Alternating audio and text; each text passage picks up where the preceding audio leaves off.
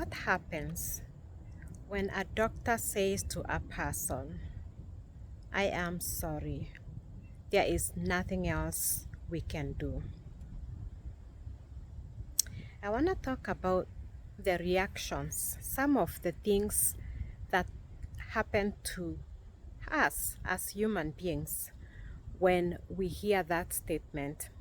I'm going to talk about 5 stages that people go through. There is shock, denial, anger, negotiation, and acceptance. Now, those 5 stages are the same stages that people go through with loss. Because really, what's happening, it's a loss. When the doctor says there's nothing else that can be done medically. And if you are listening to me, you most probably know somebody who has been through that situation, or maybe you have been in that situation, and it's a tough situation. God wired us in ways to be able to cope with the difficult issues of life, which is why people go through these stages. The shock, the initial stage when someone receives the news that there is nothing else that can be done medically, this sends people into numbness, the lack of feeling. I knew somebody that had a broken bone and they never felt anything at the scene of the accident, but yet they go to the hospital and lo and behold, they had a compound fracture on their leg. Because at the scene of the accident, they went into a numb mode. And that God wired us automatically that way because at the time of the accident, the pain was too much for this person to bear. And so they went into numbness. Other people go into severe shock where they pass out. They literally faint. These are ways that God wired us for self-protection because we can't handle it otherwise. When people receive bad news like that, it's the end, there's nothing else we can do, or like receiving the news of somebody you loved has died, it's easier to go into a shock mode where for a moment you are not feeling anything. And sometimes this numbness lasts longer for some people, where some people start to feel guilty and they say, is something wrong with me? Why am I not feeling anything?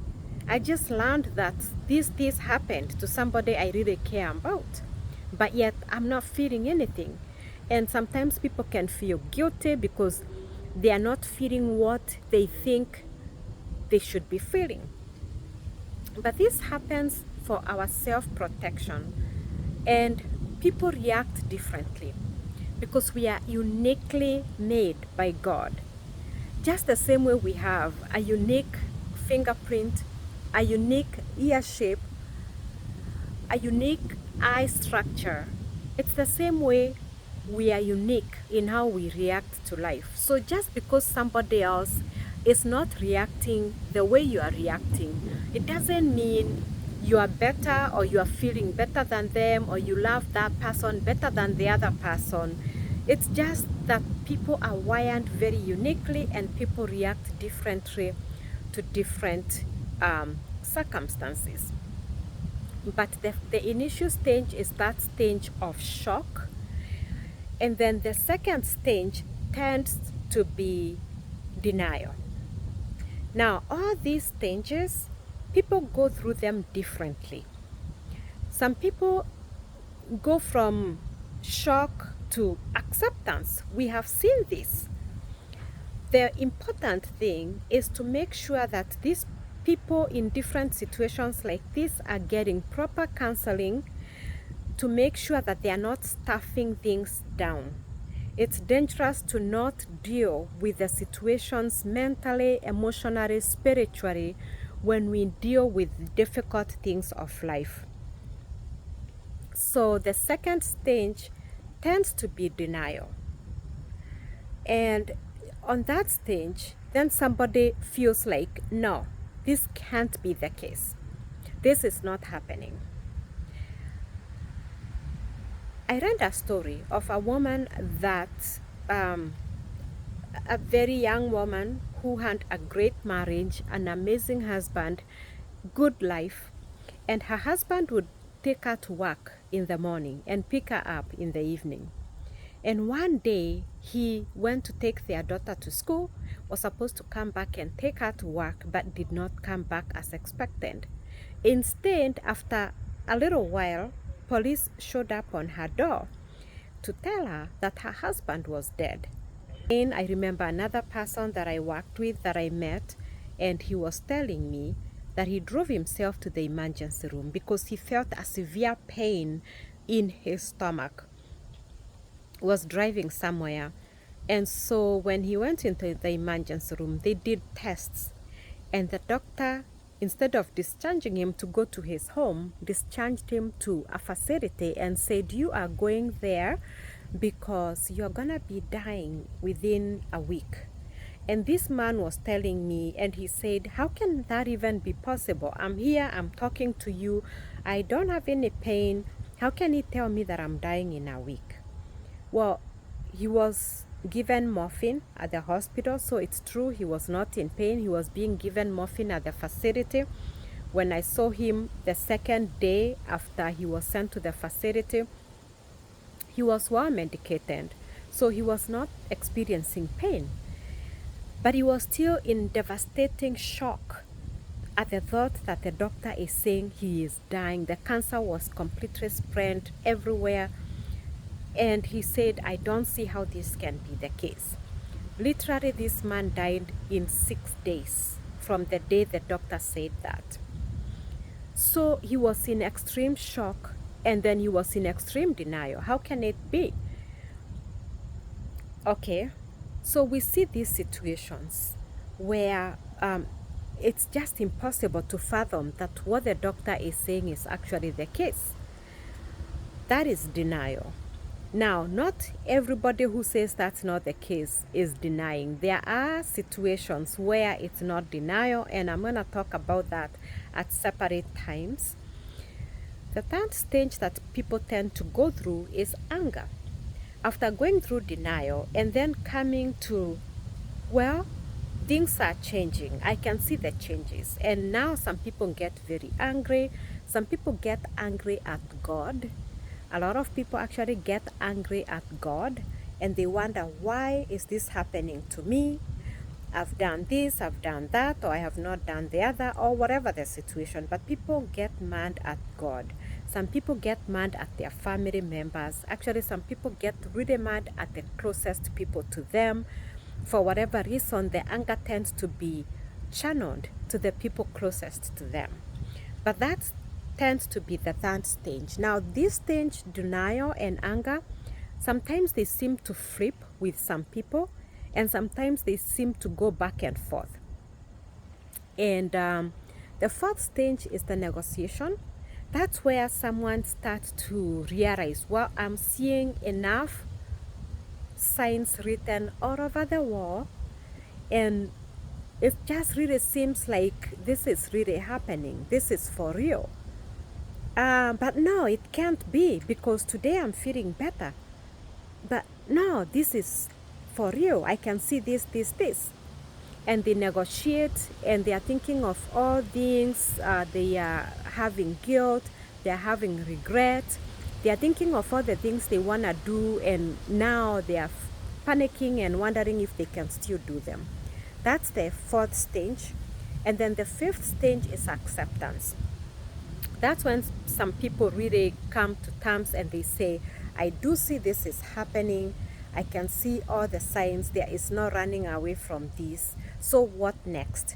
And this is the stage that we try to get people to as counselors, personally as a hospice chaplain, this is where I am working to get people, because when people accept, it is not a lack of faith. Unfortunately, some faith people and some faith clergies tell people don't accept it, because if you accept it, it's a sign of lack of faith. And that's not true. Did you accept it's a condition? You don't even know what you're supposed to do about that condition. So, when you have accepted, then you are praying. If you are praying for God's intervention, you are praying saying, I have ABCD happening, and God, I am asking you to reverse that or to take it away. But denying it does not take it away. Okay, so it's important to come to acceptance. The other thing with acceptance is that you take care of things that need to be taken care of, instead of waiting up to the very last minute to run up and down when it's too late. Or even worse, some people are in denial until it's too late, and then they leave family members fighting. They cause family members to go through a lot. I have heard stories, especially in Kenya, of where the family sell land, they sell everything to try to get treatment for the person who the doctor says has end-stage disease. And this family, in love for their loved one, they want to go to the next expensive hospital or even to India to bring their loved one to be treated, because they are desperate for their loved one to be healed. And what happens is this family sells everything, and then the person still dies, and the family is left in severe poverty. So it's important to come to a place of acceptance so that you can make good decisions for yourself and for your loved ones. But it's important to take note of these stages, because especially when you are taking care of your loved ones, when they go through a stage of anger, this is where we see a lot of confusion within the family, where the patient is angry and is not treating, let's say it's a parent, they are not treating the children well, they are not treating the caregivers well because they are angry. And the children don't understand, and so it's important to understand these stages so that you are not taking things personally. When you see someone who has been diagnosed with a terminal diagnosis and they are acting angry, it's not about you, so don't take it personally. Be kind to them.